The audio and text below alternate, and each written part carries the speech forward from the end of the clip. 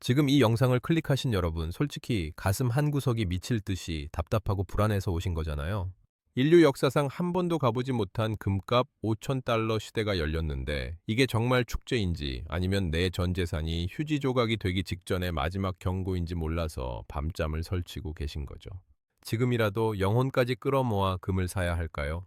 아니면 남들 다 돈 벌 때 나만 벼락거지가 될까봐 무서워 죽겠는데 막상 사려니 내가 사자마자 폭락해서 내 소중한 노후 자금이 한순간에 녹아내릴까봐 손이 떨리는 그 심정 저도 누구보다 잘 압니다.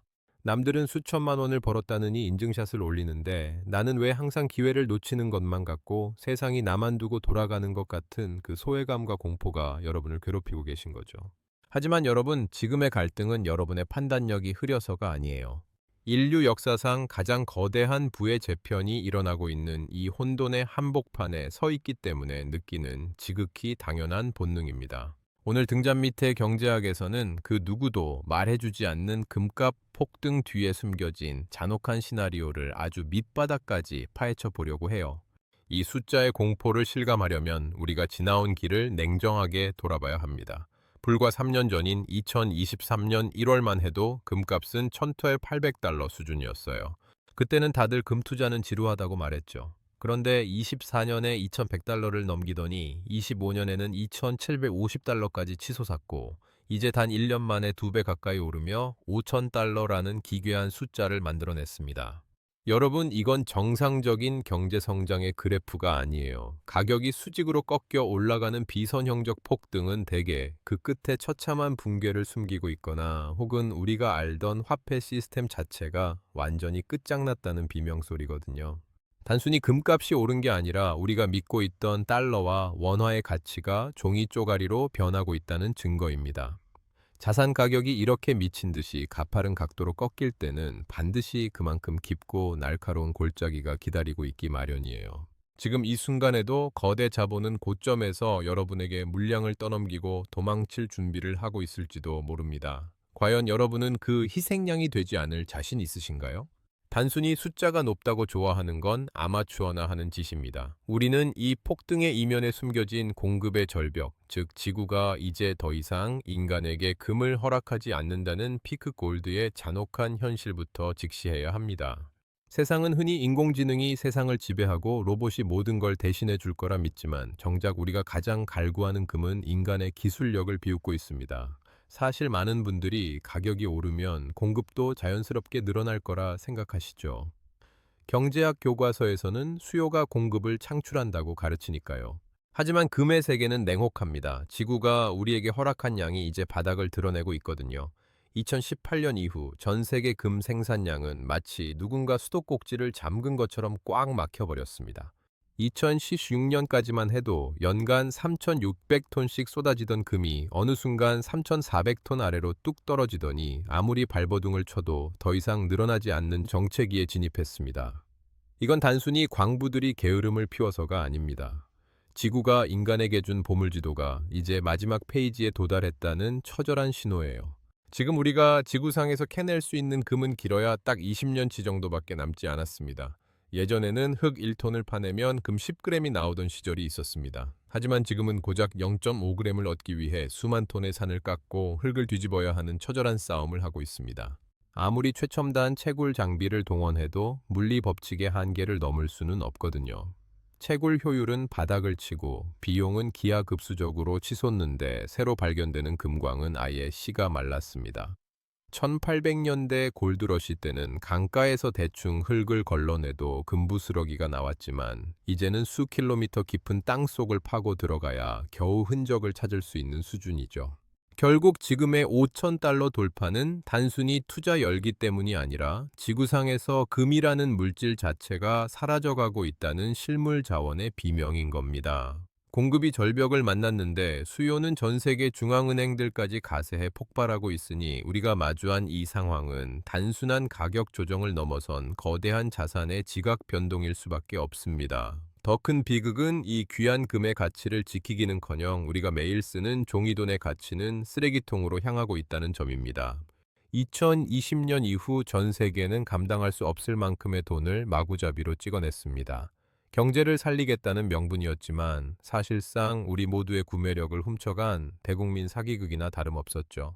시중에 종이 쪼가리가 넘쳐나니 돈의 가치는 헐값이 되고, 반대로 한정된 자원인 금의 가격이 치솟는 건 물리적인 필연입니다. 게다가 최근의 지정학적 위기는 사람들의 공포를 극대화하고 있습니다. 전쟁이 터지고 국가 간의 제재가 일상이 된 시대에 언제든지 동결될 수 있는 은행 예금이나 남의 나라 화폐를 믿을 수 있는 사람이 얼마나 될까요? 이제 사람들은 눈에 보이지 않는 숫자가 아니라 내 손안에 쥘 수 있고 전 세계 어디서든 가치를 인정받는 유일한 진짜 돈, 바로 금으로 몰려들고 있는 겁니다. 그런데 여기서 정말 무서운 시나리오가 하나 더 있습니다. 금값이 이렇게 통제불능으로 치솟으면 가장 위협을 느끼는 건 누구일까요? 바로 화폐 권력을 쥐고 있는 정부입니다. 역사를 돌이켜보면 금값이 폭등해 화폐 시스템이 흔들릴 때마다 권력자들은 아주 잔인한 선택을 해왔습니다. 여러분은 설마 민주주의 국가에서 내 금을 뺏어가기라도 하겠어라고 생각하시겠지만, 이미 그런 일은 실제로 일어났었고 그 대상은 다름 아닌 세계 최강대국 미국이었습니다. 만약 정부가 당신의 주머니 속에 있는 금을 불법으로 규정하고 당장 내놓으라고 명령한다면 여러분은 어떻게 하시겠습니까? 이건 단순한 가정이 아니라 이미 수십 년간 지속되었던 피비린내 나는 금과 권력의 전쟁사입니다. 여러분은 내 금고 속에 들어있는 금만큼은 절대적으로 안전하다고 믿으시죠? 천만에요. 정부가 마음만 먹으면 여러분을 한순간에 범죄자로 만드는 건 일도 아닙니다. 1943년 미국의 루스벨트 대통령이 내린 금 소유 금지령을 기억하셔야 해요. 당시 금을 개인적으로 소유한 사람은 10년 이하의 징역이나 지금 가치로 수억 원에 달하는 벌금을 물어야 했습니다. 이건 단순한 협박이 아니었어요. 실제로 수많은 사람이 평생 모은 금을 정부의 헐값에 넘겨야 했고, 이 무시무시한 법은 무려 1974년까지 40년 넘게 지속되었습니다. 왜 그랬을까요? 국가가 찍어내는 종기돈의 권위에 도전하는 금이라는 존재를 뿌리 뽑고 싶었던 겁니다. 미국 정부는 지난 100년 동안 금과 처절한 전쟁을 벌여온 숙적이나 다름없어요. 1980년대에는 폴 볼커가 기준 금리를 20%까지 끌어올리며 금값을 무참히 찍어 눌렀고, 2011년에도 선물 증거금을 강제로 인상해 투자자들을 파산으로 몰아넣으며 금값을 폭락시켰습니다. 지금 금값이 5,000달러를 넘었다고 환호할 게 아니라 이런 정부의 기습적인 뒤통수를 가장 경계해야 하는 이유입니다. 물론 지금 당장 1930년대처럼 금을 뺏으러 오지는 못할 겁니다. 지금 그런 조치를 취하는 건 오히려 미국 스스로 달러가 망했다는 걸 전 세계에 자백하는 꼴이 되니까요. 하지만 정부는 훨씬 교묘한 방법을 찾아낼 겁니다. 세금을 미친 듯이 때리거나 거래 자체를 불가능하게 만들어 여러분의 손발을 묶어버릴 수도 있죠. 여기서 우리는 아주 기괴한 가설 하나를 마주하게 됩니다. 어쩌면 미국이 이번에는 금값을 억지로 누르는 대신 전혀 다른 방향으로 이용하려 할지도 모른다는 사실이에요. 빚더미에 올라앉아 숨이 턱 밑까지 차오른 미국 정부에게 이 폭등하는 금값이 오히려 유일한 탈출구가 될 수도 있다는 역설적인 상황을 여러분은 반드시 이해하셔야 합니다. 미국은 이미 전 세계에서 가장 많은 금을 보유하고 있는 나라니까요. 그들이 보유한 8,000톤의 금이 재평가되는 순간 세계 경제의 판도는 우리가 상상도 못한 방향으로 흘러가게 될 겁니다. 미국이 지금껏 금을 그토록 미워하고 억눌렀던 이유는 명확합니다. 달러라는 종이돈의 가치를 지키기 위해서였죠. 그런데 지금 미국이 처한 상황은 예전과는 완전히 딴판입니다.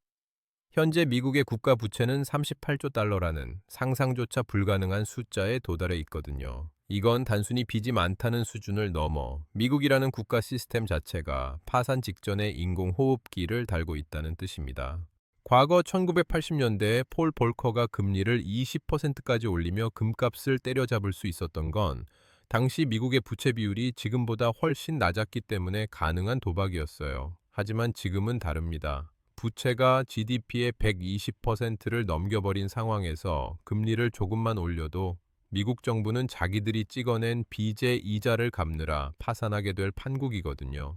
결국 금리를 올려서 금값을 잡는 전공법은 이제 미국에게 자살 행위나 다름없습니다. 자, 여기서 소름 끼치는 반전이 일어납니다. 빚더미에 눌려 죽어가는 미국이 선택할 수 있는 최후의 카드가 바로 금일 수도 있다는 사실이죠. 미국 정부의 장부를 들여다보면 정말 기가 막힌 숫자가 하나 나옵니다. 미국은 세계에서 가장 많은 8툗 3.3톤의 금을 가지고 있는데 이걸 아직도 1970년대 가격인 1온스당 42달러 22센트로 기록해두고 있어요. 지금 금값이 5,000달러를 넘었으니 장부상 가치보다 무려 120배 가까운 어마어마한 시세 차익이 숨겨져 있는 셈입니다. 만약 미국이 이 금의 가치를 현재 시세로 다시 계산해서 장부에 반영하는 이른바 금 재평가를 단행한다면 어떻게 될까요? 한순간에 수조 달러의 자산이 새로 생겨나면서 빚을 털어낼 수 있는 마법 같은 구멍이 생기는 겁니다. 하지만 이게 우리 같은 서민들에게 축복일까요? 절대 아닙니다. 이건 사실상 달러가 금에 대해 완벽하게 패배했다는 선언이자 우리가 가진 현금의 가치를 절반 이하로 깎아버리겠다는 무언의 협박입니다. 미국이 자기들 빚을 갚기 위해 금값을 고의로 폭등시킨다면 그 과정에서 종이돈을 들고 있는 전 세계 사람들의 구매력은 처참하게 파괴될 수밖에 없거든요. 결국 지금의 금값 폭등은 미국이 스스로 살기 위해 던지는 마지막 승부수일지도 모릅니다. 그런데 이 위험한 도박판에 아주 불길한 변수가 하나 더 끼어들었습니다. 바로 미국의 패권에 도전하며 비밀리에 금을 쓸어 담고 있는 거대한 세력, 중국의 움직임입니다. 미국의 시나리오가 중국이라는 암초를 만나면 상황은 완전히 다른 재앙으로 번지게 됩니다. 미국이 금값을 이용해 자기들의 빚을 털어버리려는 시나리오를 짜고 있을 때 지구 반대편에서는 아주 조용하지만 거대한 폭풍이 몰아치고 있습니다. 바로 중국의 움직임인데요. 지금 이 순간에도 전 세계의 실물금이 블랙홀처럼 빨려 들어가고 있는 곳이 바로 중국입니다. 공식적인 발표만 보면 미국의 금 보유량이 중국보다 압도적으로 많아 보이지만 이걸 곧이곧대로 믿는 전문가는 아무도 없습니다. 중국이 발표하는 데이터는 빙산의 일각일 뿐 수면 아래 숨겨진 진짜 금 보유량은 상상을 초월한다는 게 정설이거든요. 중국은 지난 수십 년간 전 세계에서 금을 가장 많이 생산하면서도 단 한 톨의 금도 밖으로 내보내지 않고 나라 안에 쟁여두고 있습니다. 시장에서는 중국의 실제 금 보유량이 이미 5천 톤을 넘어섰거나 조만간 미국을 추월할 것이라는 흉흉한 소문이 돌고 있죠. 중국이 왜 이렇게 금 보유량을 비밀에 붙이는 걸까요? 여기엔 아주 치밀한 계산이 깔려 있습니다. 만약 중국이 가진 진짜 금의 양이 드러나고 그게 미국을 위협할 수준이라는 게 확인되는 순간 미국은 금값을 재평가하려던 계획을 중단할 수밖에 없습니다. 금값을 올리는 조치가 오히려 적대국인 중국의 국력을 키워주는 꼴이 되니까요. 결국 중국은 자기가 얼마나 많은 카드를 들고 있는지 숨김으로써 미국의 의사결정을 마비시키고 있는 겁니다. 이건 단순한 경제 전쟁이 아니라 누가 진짜 가치 있는 돈을 쥐고 있느냐를 겨루는 거대한 체스 게임입니다. 중국은 달러라는 종이 패권이 무너질 날을 기다리며 자신들만의 금 기반 통화 시스템인 유닛을 준비하며 미국의 숨통을 조여오고 있습니다. 더 무서운 건 이런 국가 간의 고래 싸움 속에서 우리 같은 개인 투자자들은 갈 길을 잃고 있다는 사실입니다. 금값이 5,000달러를 넘어서며 이제는 사고 싶어도 너무 비싸서 엄두가 안 나는 상황이 됐고 그렇다고 안 사자니 내 돈의 가치가 매일같이 깎여나가는 게 눈에 보이니까요.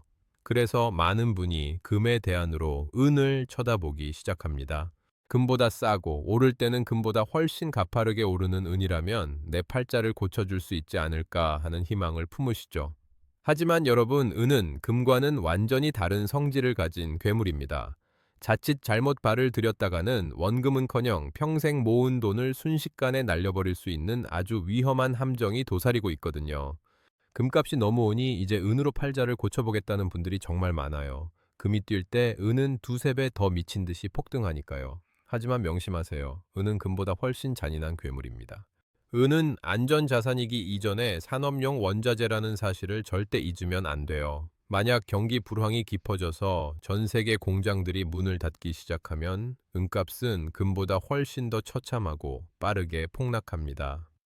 수익률에 눈이 멀어 은에 전 재산을 넣었다가는 원금은커녕 평생 모은 돈이 순식간에 녹아내리는 걸 실시간으로 지켜봐야 할 수도 있어요. 특히 실버뱅킹이나 국내 레버리지 상품은 절대 함부로 건드리지 마세요. 과도한 수수료와 세금 때문에 여러분이 수익을 내기도 전에 이미 손실을 안고 시작하는 셈이거든요. 진정으로 자산을 지키고 싶다면 화려한 숫자의 유혹을 견뎌내는 법부터 배워야 합니다. 결국 지금의 금값 5천 달러 돌파는 인류가 한 번도 가보지 못한 거대한 부의 재편이 시작됐음을 알리는 조종입니다. 종이돈의 시대는 이제 저물어가고 있고 우리가 믿었던 경제 시스템은 도처에서 비명을 지르고 있어요. 지금 당장 공포에 질려 전 재산을 금에 쏟아붓는 건 투자가 아니라 도박입니다. 하지만 시장이 흔들리고 정부가 억지로 가격을 찍어 누르는 순간이 올 때마다 그 기회를 이용해 조금씩 진짜 돈을 모아가는 지혜가 그 어느 때보다 절실한 시점이에요. 남들이 광기에 휩싸여 환호할 때 우리는 냉정하게 내 가족의 생존을 위한 방어막을 쳐야 합니다. 결국 이 거대한 부의 폭풍 속에서 살아남는 건 공포에 질려 도망치는 사람이 아니라 그 공포의 밑바닥을 들여다보고 차분히 자산을 방어하는 사람뿐이라는 사실을 꼭 기억하시길 바랍니다. 지금까지 등잔 밑의 경제학이었습니다.